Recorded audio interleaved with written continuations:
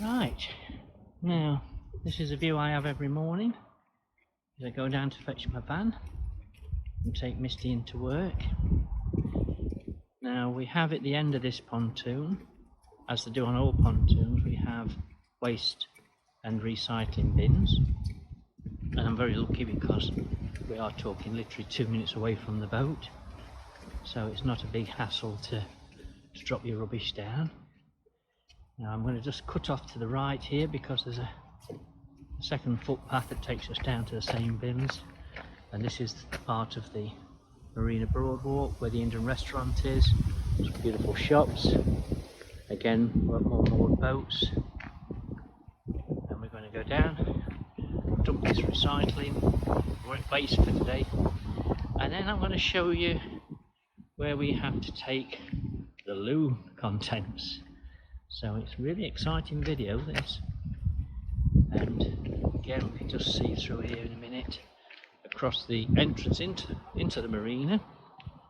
Then we have to go through. You'll just see in the far right hand side of the screen, that's the way you go out to the actual canal, and being in a wide beam I can only turn left.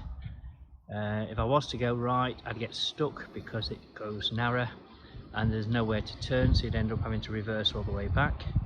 The large building, as you can see just below the towers, that is Street Hay, which is the marina boatyard. They do the repairs and blacking, etc. There's a dry dock. You can sail your boat in, they let the water out, and then you can clean all the underside of your boat and have it blacked. They also offer engineering repairs to engines, etc. So we'll just go down to the actual bins, and then you'll see the trip I have to make once a week just to sort out the toilet, which, as I've said in a previous video, it's not actually a major task, although if you go on YouTube and you follow one or two of the guys on there who do narrowboat vlogs, and I did this prior to buying Freedom, I was convinced by watching their reports that having a cassette loo was absolutely the last thing I'd wanted on my boat. So this is the recycling and the waste. Try and get that lid up. Job's a good one.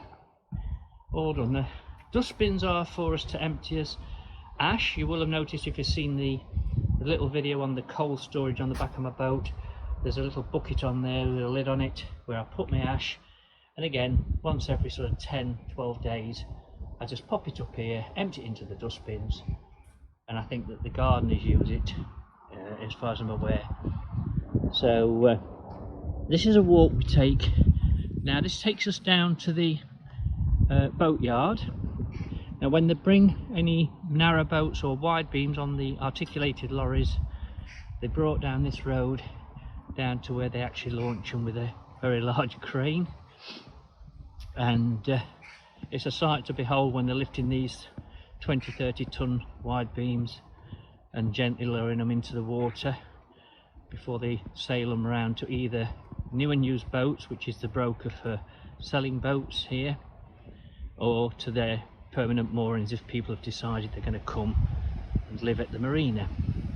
Again, I'll just stop and show you beautiful peaceful moorings, and this is the reverse side of the Broadwalk, and as you can see the car park's got busier now. We've got a lot less restrictions on the lockdown, with visitors coming to spend time at the marina just looking around in the beautiful shops that we have here. Not the cheapest shops, but they are very, very nice, and it's well worth a trip to Mercia just to come and have a coffee and sit and just watch the world go by as the boaters are going in and out. Now with the cassette loo, when you take the cassette off the toilet of the boat, we have it onto a barrow and we have to toddle off down here, and you'll see there's a wooden building to my left, slightly to my left, if I can keep this camera slightly straight, and this is the LSAM point. Now they have LSAM points on the waterways, for boaters to tie up, and at the Elson point there will be the toilet facility and also water point for filling your tanks. So this is where it's kept the actual Elson. If you've never seen one before, this will be really exciting for you. And the idea is, tap on the wall, you simply, that will feed water, and you empty your cassette straight down, and it's just like pushed into a main holding tank. Now this, obviously we're very fortunate at Mercia. It's kept beautifully clean, and we're always encouraged to wash the Elson down and mop the floor and leave it like this so it's nice and neat and tidy. I know this isn't smell-o-vision, but honest to God, it doesn't smell in here. There's no nasty pongs, and when you empty your cassette, likewise, if you do everything proper and you put the right chemicals in, it's absolutely no issues whatsoever. So this is the Elson point, and now you know where we empty the crap.